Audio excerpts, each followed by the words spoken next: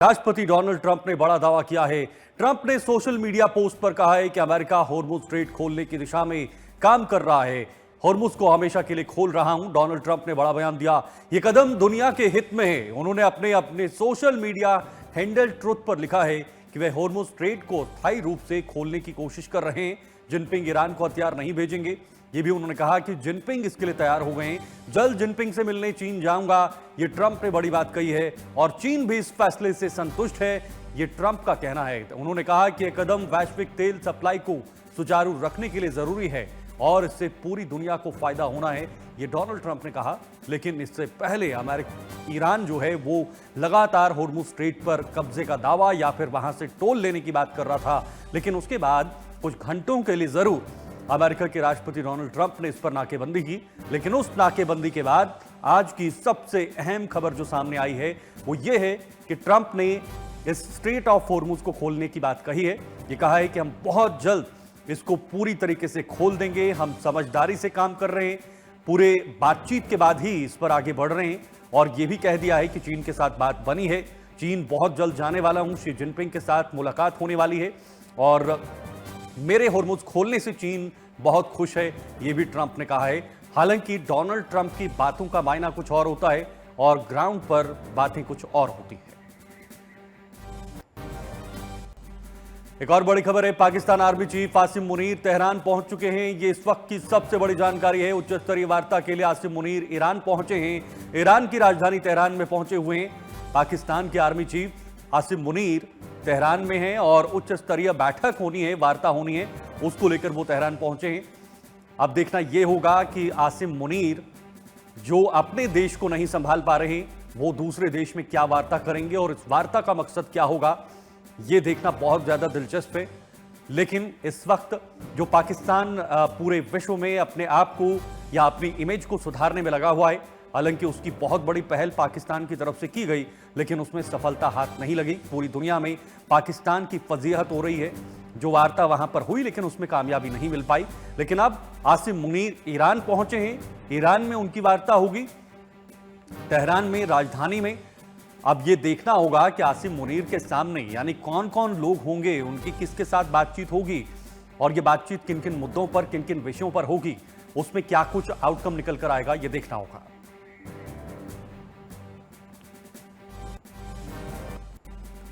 इस बीच एक और बड़ी खबर मिल रही है, ईरान के अमेरिका को फिर चेतावनी। देखिए, एक और चेतावनी ईरान की तरफ से दी गई है। ईरानी डिप्टी स्पीकर अली निगजाद का बयान सामने आया है और अमेरिका को चेतावनी दी है, अयातुल्ला खामनेई का बदला लेंगे। यह बहुत बड़ा बयान, कमांडर्स की हत्या का भी प्रतिशोध लेंगे। देखिए, ईरान ने बहुत बड़ी बात कही है, ईरान की अमेरिका को चेतावनी। और अब वो बात कही है जो शायद अली खामनेई के मौत के बाद पहली बार ऐसा कुछ कहा होगा कि हम अयातुल्ला खामनेई का बदला लेंगे, उनका प्रतिशोध लेंगे। कमांडर्स की हत्या का भी प्रतिशोध होगा क्योंकि बहुत सारे कमांडर्स अमेरिका और इजराइल के हमलों में मारे गए थे। अब देखिए, उस वक्त ये चेतावनी सामने आई है जहां पूरी लड़ाई स्ट्रेट ऑफ हॉर्मुज के आसपास नजर आ रही थी और उस पर नाकेबंदी अमेरिका की तरफ से की गई थी। जब खोलने की बात हुई, अब ईरान की तरफ से भी बयान आ गया है और यह संकेत दिया है कि हम आपके साथ बदला लेंगे, चुन चुनकर बदला लिया जाएगा। हमारे सुप्रीम लीडर हों या फिर सेना से जुड़े कमांडर्स हों, उनकी मौत का, उनकी हत्या की पूरी हम तैयारी में हैं और हत्या के बदले की तैयारी में हैं। अब देखना होगा कि ये धमकी सिर्फ धमकी बनकर रहेगी या प्रतिशोध दोबारा से होगा, एस्केलेशन होगा दोनों देशों की तरफ से, ये देखना होगा। हालांकि अमेरिका जो संकेत दे रहा है वो पीछे हटने के संकेत दे रहा है, लेकिन ये बयान ईरान का सामने आना, इसमें साफ तौर पर ईरान ये बता रहा है कि जितने भी हमारे टॉप कमांडर्स या हमारे सुप्रीम लीडर मारे गए हैं, उनकी हत्या का बदला चुन चुन के लिया जाएगा। देखिए, ईरानी डिप्टी स्पीकर अली निगजाद का यह बयान आया है और इस बयान के बाद एक बार फिर से मिडिल ईस्ट में हलचल देखने को मिल रही है, बयानों की हलचल हो रही है। एक तरफ जहां सीज फायर हुआ है, सीज फायर की डेडलाइन करीब 2 हफ्ते की तय की गई थी, लेकिन इस सीज फायर के जो बीच का समय है, इसमें भी बयानों के बाण, बयानों के तीर सभी देशों की तरफ से छोड़े जा रहे हैं। हालांकि गतिविधियां बड़े पैमाने पर हो रही हैं, चाहे वो इधर इजराइल, लेबनान हो, अमेरिका हो, पाकिस्तान इसमें मीडिएटर बना हुआ है। लेकिन ईरान जो है उसने फिर से एक बार अपनी स्थिति स्पष्ट कर दी है कि अगर अमेरिका हमसे खेलने की कोशिश करेगा, अमेरिका हमसे कोई भी चाल चलेगा, तो उसका जवाब बहुत भयानक दिया जाएगा, ये ईरान ने वक्त वक्त पर कहा है। और यह भी इससे समझा जा सकता है कि ईरान जो है वो अमेरिका पर खुले तौर पर भरोसा नहीं कर रहा है। सबसे बड़ी वजह अगर इस्लामाबाद में ना बात होने की रही है वो यही रही है कि ईरान जो है वो खुलकर अमेरिका पर भरोसा नहीं कर रहा है। एक और बड़ी खबर मिल रही है, होर्मुज की घेराबंदी पर सऊदी अरब की अपील। देखिए, घेराबंदी पर सऊदी अरब ने अपील की है। अमेरिका होर्मुज की घेराबंदी से पीछे हटे, ये सऊदी अरब ने उनसे अपील की। ईरान बाब अल मंदेब को भी बंद कर देगा, ये बहुत धमकी भी इसे माना जा सकता है। ईरान अमेरिका फिर से शांति वार्ता शुरू करें और शांति करके इस मामले को सुलझाएं, स्ट्रेट ऑफ होर्मुज को खोल दें, क्योंकि स्ट्रेट ऑफ होर्मुज से पूरी दुनिया का 20% कच्चा तेल यानी क्रूड ऑयल गुजरता है। भारत का करीब 50 से 60% वहां से तेल गुजरता है, चीन का तेल वहीं से गुजरता है। इसके अलावा कई देश हैं जो स्ट्रेट ऑफ होर्मुज से इस जगह से जो है वो तेल उनके लिए जाता है। अब देखना यह होगा, हालांकि खबरें ये भी थी कि अमेरिका अब धीरे धीरे स्ट्रेट ऑफ होर्मुज खोल रहा है, लेकिन इस बीच सऊदी अरब ने भी अपील की है और इसे यह भी कहा जा सकता है कि सऊदी अरब की तरफ से कुछ धमकी दी जा रही है कि आप स्ट्रेट ऑफ होर्मुज खोल दीजिए, अगर आप पीछे नहीं हटते हैं तो ईरान जो दूसरा रास्ता है उसको भी बंद कर देगा। ईरान बाब अल मंदेब को भी बंद कर सकता है, यह सऊदी अरब ने कहा है। एक तरफ ईरान ने कहा कि हम बड़े टॉप कमांडर्स का बदला लेंगे। अब यह बात, एक और बड़ी खबर, Pakistan army chief Asim Munir Tehran पहुंचे हैं। उच्च स्तरीय वार्ता के लिए आसिम मुनीर ईरान पहुंचे हुए हैं, ईरान की राजधानी में। और अब देखना होगा कि आसिम मुनीर का रोल, उनकी भूमिका इस दौरे को लेकर क्या है, वो क्या लेकर गए हैं, क्या लेकर आएंगे, क्या देकर आएंगे। ये तमाम चीजें हैं, ये तमाम बातें हैं जिस पर पूरी दुनिया की नजरें इस वक्त बनी हुई हैं। उच्च स्तरीय वार्ता के लिए आसिम मुनीर ईरान में पहुंचे हुए हैं और संभवतः ईरान में जो लीडरशिप है उनके साथ बातचीत हो सकती है और हो सकता है उसमें कुछ और देशों के प्रतिनिधि भी वहां पर पहुंचे और बातचीत होगी। हालांकि ये इस पर अभी पूरी जानकारी नहीं मिल पाई है, लेकिन सबसे बड़ी डेवलपमेंट ये है कि पाकिस्तान के आर्मी चीफ जो है वो फिलहाल आसिम मुनीर पहुंच चुके हैं तेहरान में, हाई लेवल बैठक के लिए वहां पर गए हुए हैं।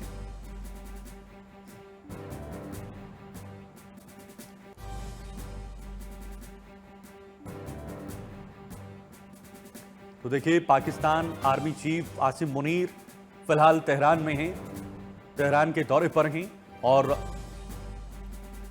वहां पर उच्च स्तरीय बैठक में वो हिस्सा ले सकते हैं। लेकिन देखना यह होगा कि इस बैठक से क्या आउटकम निकलकर सामने आएगा, क्या होगा क्या नहीं होगा, ये तो आने वाला वक्त ही बताएगा। लेकिन फिलहाल एक बार फिर से जो गतिविधियां हैं वो तेज हो रही हैं मिडिल ईस्ट के अंदर, और जिस प्रकार से बयानबाजी हो रही है या बाकी देश जो बयानबाजी कर रहे हैं उससे साफ तौर पर ये संकेत मिल रहे हैं कि कभी भी हालात बिगड़ सकते हैं। अगर बातचीत नहीं हुई, समाधान नहीं निकला, तो एक बार फिर से हमें मिडिल ईस्ट में हो सकता है सैन्य गतिविधियां मिल सकती हैं, सैन्य कार्रवाइयां मिल सकती हैं। हालांकि अमेरिका ने कई सारे सैनिकों को स्ट्रेट ऑफ होर्मुज में उतार दिया है।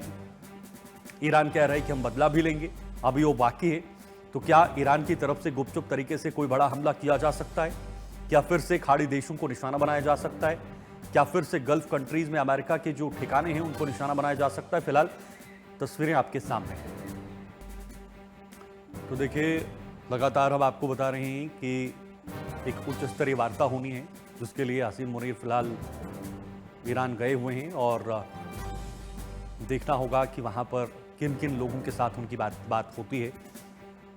पाकिस्तान लगातार इसमें मीडिएटिंग कर रहा है और पाकिस्तान ने ये दावा किया था कि बहुत जल्द दोबारा से पाकिस्तान में बैठक आयोजित की जाएगी, जिसमें माना जा रहा था कि क्या अमेरिका के राष्ट्रपति ट्रंप पहुंचेंगे या बाकी देशों के प्रतिनिधियों को वहां पर बुलाया जाएगा। लेकिन उस पर फिलहाल फुल स्टॉप लगते हुए नजर आ रहा है। उस पर अभी कोई जो रास्ते हैं वो खुलते हुए नजर नहीं आ रहे हैं। चलिए, इस वक्त हमारे साथ डॉक्टर नरेंद्र आहूजा विवेक जी राजनीतिक विश्लेषक के तौर पर जुड़े हुए हैं। मैं सीधे उनका रुख करूंगा और मिडिल ईस्ट में जो भी इस वक्त हो रहा है उस पर भी बातचीत करेंगे कि आखिर इसको कैसे सुलझाया जा सकता है और जिस पॉइंट पर अभी तनाव बना हुआ है क्या एक बार फिर से सैन्य संघर्ष देखने को मिलेगा। बहुत बहुत स्वागत आहूजा जी, बहुत बहुत शुक्रिया सर, आपने समय दिया और हमारे साथ जुड़े। सबसे पहला सवाल, मिडिल ईस्ट में अभी जो स्थिति है वो कहां पर है, जो पूरी सिचुएशन है, जो पूरा सिनेरियो है वो कहां पर बना हुआ है, और क्या लगता है यहां से पूरा मामला किस दिशा में जाने वाला है, क्योंकि बयानबाजी भी लगातार हो रही है और कुछ गतिविधियां फिर से शुरू हो गई हैं। जी देखिए, आपने बिल्कुल ही एक आवश्यक प्रश्न पूछा है कि इस समय स्थिति क्या है। और खास तौर पर मेरे शब्दों पर ध्यान देना।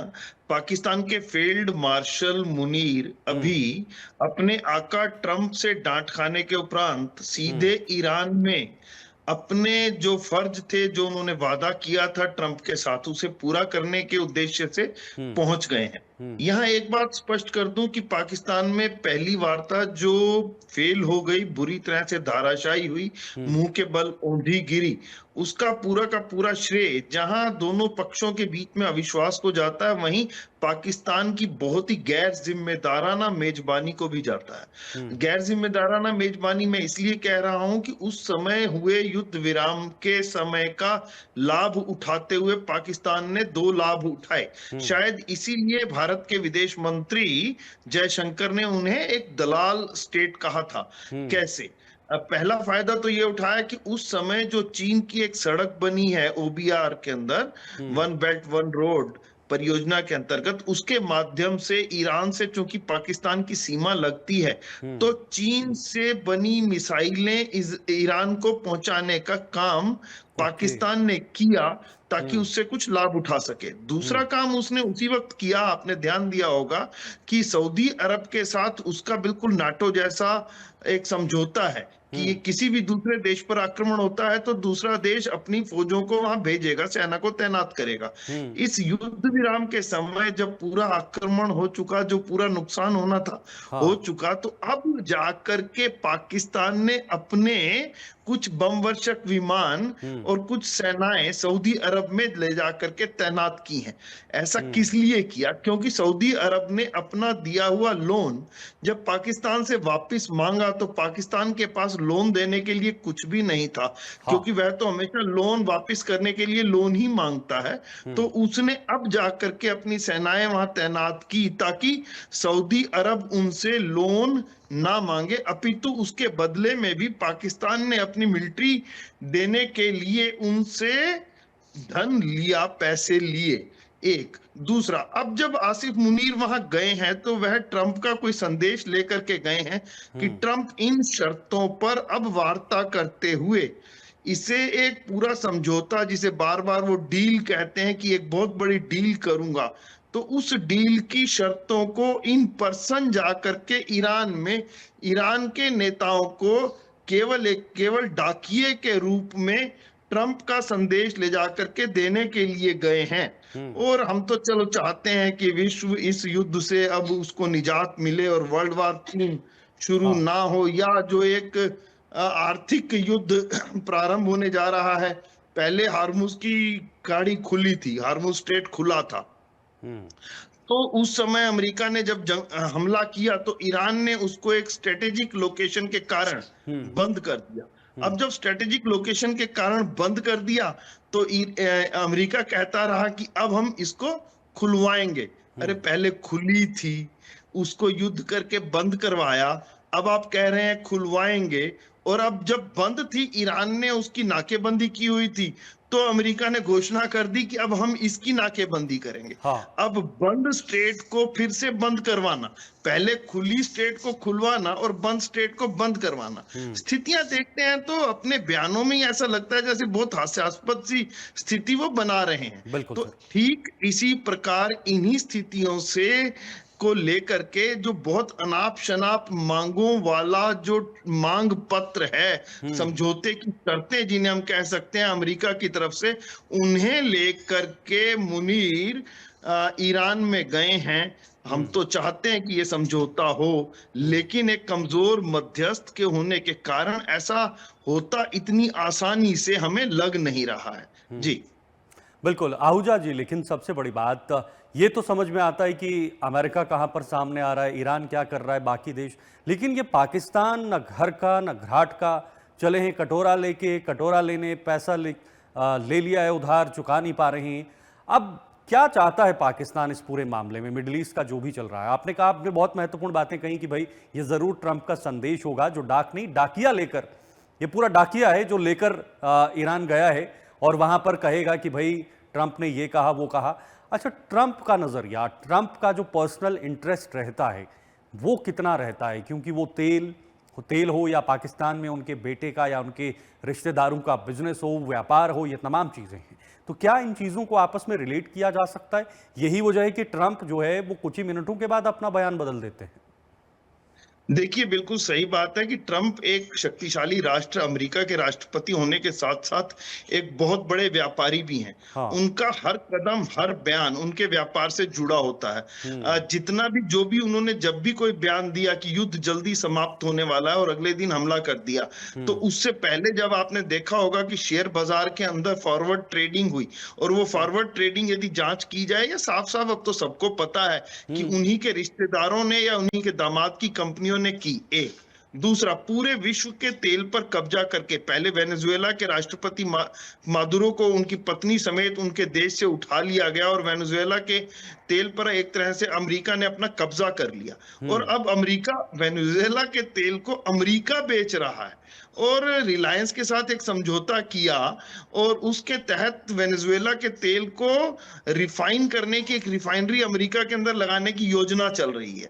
अब ट्रंप के बेटे का ही तो क्रिप्टो करेंसी का जो काम है वो पाकिस्तान में है और अवैध रूप से जो भी होने वाला है वो पाकिस्तान में होने वाला है। इसीलिए पाकिस्तान को भी ऑपरेशन सिंदूर में उस समय भारत के ताप से या भारत के उस युद्ध से, भारत की ब्रह्मोस मिसाइल से या भारत के एरियल अटैक से बचाने का काम यदि किसी ने किया तो वह ट्रंप ने ही तो किया।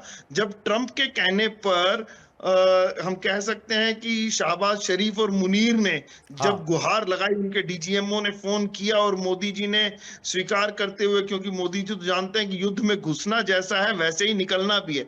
जैसे अभिमन्यु को चक्रव्यूह में घुसने का तरीका पता था लेकिन निकलने का नहीं पता था, इसीलिए अभिमन्यु मारे गए, अभिमन्यु शहीद हो गए। ठीक इसी प्रकार ट्रंप को युद्ध प्रारंभ करना तो आता है लेकिन समाप्त करना नहीं आता। ऐसा मैं केवल ट्रंप के लिए नहीं कह रहा, अमेरिका के प्रत्येक राष्ट्रपति को या अमेरिका एज ए कंट्री को, इन्हें युद्ध प्रारंभ करना आता है लेकिन युद्ध से निकलना नहीं आता है। ये बिल्कुल तय रूप से, चाहे वियतनाम युद्ध हो, अफगान युद्ध हो, कोरिया का युद्ध हो, जहां से हर बार बड़े बेआबरू होकर तेरे कूचे से हम निकले, बहुत निकले मगर फिर भी ये अरमान कम निकले, ऐसा अमेरिका के साथ हमेशा हुआ।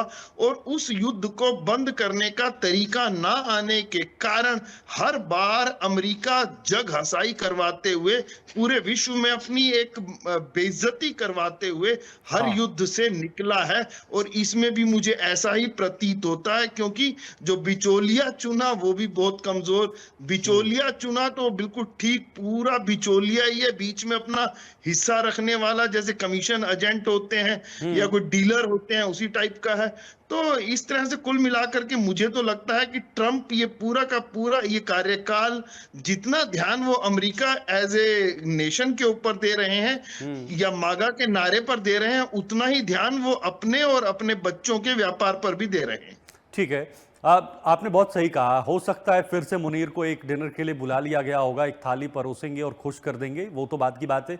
लेकिन सबसे बड़ी बात, इस समय अगर हम चारों दिशाओं में अपनी नजर घुमाएंगे तो क्या लगता है, क्या एक बार फिर से मिडिल ईस्ट में सैन्य संघर्ष नजर आ रहा है जिस प्रकार की बयानबाजी हो रही है? नहीं, मुझे ऐसा नहीं लगता है, क्योंकि ये केवल बयानबाजी है। इस समय ना तो अमेरिका इस युद्ध को जारी रखने की स्थिति में है और ना ही ईरान इस युद्ध को जारी रखने की स्थिति में है।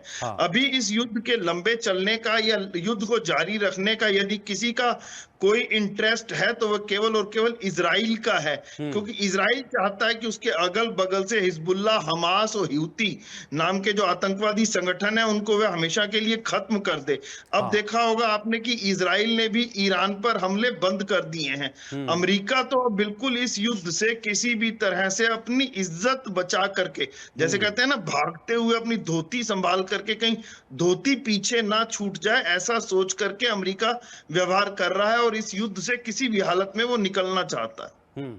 अच्छा विवेक जी, कुछ खबरें ये भी जी। आ रही हैं कि अमेरिका अब स्ट्रेट ऑफ हॉर्मुज, या ट्रंप ने कहा है कि भाई स्ट्रेट ऑफ हॉर्मुज खोल देंगे, अब सामान्य रूप से चीज़ें चलेंगी।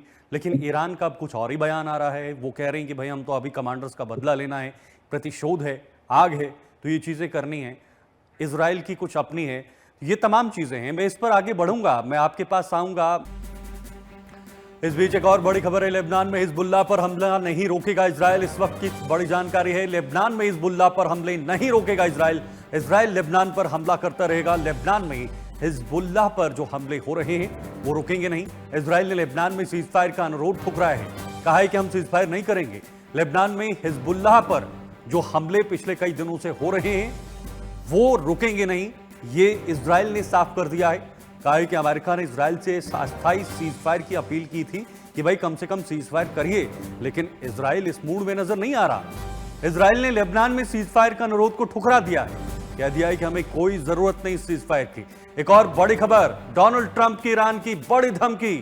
देखिए, बड़ी धमकी इस वक्त दी गई है डोनाल्ड ट्रंप ने ईरान को, और ये अहम खबर आपको बता रहे हैं, ईरान के हर पुल, पावर प्लांट को उड़ा सकते हैं। ये ट्रंप ने धमकी दी है, कहा है कि पुलों को उड़ा सकते हैं या पावर प्लांट्स को उड़ा सकते हैं। बड़े बड़े इंफ्रास्ट्रक्चर पर हम सीधा वार कर सकते हैं, नुकसान कर सकते हैं। ये ट्रंप ने बड़ी धमकी ईरान को फिर से दी है। हालांकि इससे पहले ईरान ने अमेरिका को धमकी दी, और अब तुरंत पलटवार करते हुए डोनाल्ड ट्रंप ने एक बार फिर से ईरान को कहा है कि आप संभल जाइए, नहीं तो आपके पावर प्लांट्स पर हमला किया जा सकता है, आपके बाकी जो इंफ्रास्ट्रक्चर्स हैं वहां पर हमला किया जा सकता है। देखिए, एक बार फिर से बार पलटवार जबरदस्त मोड पर बना हुआ है। हमारे साथ नरेंद्र आहूजा जी इस वक्त बने हुए हैं, मैं सीधे उन्हीं के पास जाना चाहूंगा। आहूजा जी, क्योंकि दोनों तरफ से बयानबाजी हो रही है, लेकिन आपने कहा था कि बयानबाजी तक ही ये चीजें सीमित हैं, दबाव बनाए जा रहे हैं एक दूसरे पर। अब ईरान ने कहा कि भाई हम कमांडर्स को बदला लेंगे, और अमेरिका कह रहा है कि भाई आप चुप रहिए, नहीं तो आपके पावर प्लांट्स, आपके जो भी इंफ्रास्ट्रक्चर्स हैं, आपके पुल हैं या जो भी चीज़ें हैं, उनको हम नष्ट कर सकते हैं। ये इस वक्त का बिल्कुल ताज़ा बयान आया है सर। देखिए, ये 40 दिन लगभग इस युद्ध को चलते हुए, और युद्ध के पहले दिन से आज 40वें दिन तक आपने 40 शेड्स ऑफ ट्रम्प देखे होंगे, और वो लगातार रोजाना पल पर हर पल जितनी तेजी से शायद गिरगिट भी अपने रंग नहीं बदलता, उससे अधिक तेजी से ट्रंप के बयान बदलते हैं। हमें तो हैरानी होती है कि इतनी तेजी से बदलते बयानों पर कोई ये क्यों नहीं पूछता कि कल तो आपने ये कहा था, आज आप ये कह रहे हैं। और जब जब उन्होंने पाकिस्तान के माध्यम से या फील्ड मार्शल मुनीर के माध्यम से कोई संदेश ईरान को भेजा, उस संदेश को ईरान दबाव में आकर के मान ले, तब ट्रंप ने अपने ऐसे बयान दिए कि पूरी सभ्यता को एक रात में नष्ट कर देंगे। एक मजाक सा लगता है, आप बम वर्षा करके किसी सभ्यता को नष्ट कर ही नहीं सकते हैं। एक दूसरा, पावर प्लांट खत्म कर देंगे। क्या पूरा का पूरा विश्व जो इस पूरी की पूरी हरकत को या इस पूरे युद्ध को देख रहा है वो बिल्कुल चुप बैठा रहेगा? तो ऐसा लगता नहीं है। हाँ, आपने जो दूसरी बात कही कि इजराइल हिजबुल्लाह पर अपने हमले जारी रखेगा, वो तो जब युद्ध विराम की घोषणा हुई तभी उसने सबसे अधिक भीषण हमला दक्षिणी लेबनान में हिजबुल्लाह के अड्डों पर किया। ये तो उनकी अपनी एग्जिस्टेंस की लड़ाई है, क्योंकि हिजबुल्लाह, हूती और हमास, ये तीन आतंकवादी संगठन या एक दो और आतंकवादी संगठन जो कि इराक से भी चलते हैं, तो वो निश्चित रूप से इजराइल के एक राष्ट्र के रूप में एग्जिस्टेंस को स्वीकार नहीं करते हैं, और उनका ये मानना है कि ये तो यहाँ ला करके जबरदस्ती बसा दिए गए और इनका कोई अधिकार इजराइल नाम के इस देश पर नहीं है। जबकि वो ग्रेटर फिलिस्तीन की बात करते हैं, दो राष्ट्र थ्योरी की बात करते हैं, या इजराइल के एग्जिस्टेंस को ही नहीं मानते। और ईरान भी तो अपनी स्थिति में आज इसीलिए पहुंचा क्योंकि वहां पर इस्लामिक क्रांति के उपरांत जब खोमेनी वापिस आए और रजा पहलवी को उनके भ्रष्टाचार के कारण देश से हटाया गया और देश से निकाल दिया गया, और जो अभी यूएस के अंदर जाकर के शरण लेकर के रह रहे हैं, और चर्चा भी थी कि वो वापिस आ सकते हैं, लेकिन ईरान की जनता ने उनको स्वीकार नहीं किया। तो निश्चित रूप से एक बात कह दूं कि चाहे वो अमेरिका हो, उसके राष्ट्रपति ट्रंप हो, या ईरान के नेता हो, इस समय जो बयान दे रहे हैं, लेकिन बैकडोर चैनल से, डाकिये के माध्यम से, मुनीर के माध्यम से, ये एक दूसरे को जो असली संदेश हैं, जो युद्ध विराम की शर्तों के संदेश हैं, उनका आदान प्रदान निरंतर चल रहा है और वही चलता रहे, वह सफल हो जाए, ऐसी हमारी सबकी इच्छा है, अपेक्षा है, आशा है, आकांक्षा है। लेकिन एक बात यहां तय है कि अगर ईरान और अमेरिका में कोई भी समझौता होता है तो शायद इजराइल उसका हिस्सा नहीं बनेगा, और इजराइल तो अपना जो भी मैंडेट उसको है कि वह अपने इन 3 आतंकवादी संगठन, अन्य देशों के 3 आतंकवादी संगठनों को, चाहे लेबनान में चलने वाला हिजबुल्लाह हो, यमन में चलने वाला हूती हो, फिलिस्तीन से संचालित हमास हो, इन तीनों को खत्म करके ही दम लेगा, क्योंकि अब वह उसे अधमरा तो कर चुका है और पूरी तरह से मार करके ही उसको अपने इस युद्ध में सफलता दिखाई देती है। ऐसा अब होने वाला है। ईरान और अमेरिका की जंग आगे चलेगी, इसमें मुझे तो संदेह है, क्योंकि ना तो अब अमेरिका आर्थिक रूप से इसको चलाने में कोई इच्छुक है, और ईरान की तो वो स्थिति बची ही नहीं है कि वो अब इस जंग को और अधिक खींच सके। तो अंततः किसी न किसी शर्तों पर कोई ना कोई समझौता तो होना ही है। कोई ना कोई समझौता होने की उम्मीद है, यही होना भी चाहिए। बहुत बहुत शुक्रिया आपका आहूजा जी, हमारे साथ जुड़ने के लिए और समय साझा करने के लिए। हमारे साथ नरेंद्र आहूजा जी बने हुए थे पॉलिटिकल एक्सपर्ट के तौर पर, जिन्होंने बहुत बारीकी से ये समझाया कि आखिर इस वक्त मिडिल ईस्ट में क्या हो रहा है और आगे क्या कुछ होगा। फिलहाल वक्त एक छोटे से ब्रेक का है, आप बने रहिए हमारे साथ, खबरों का सिलसिला जारी है।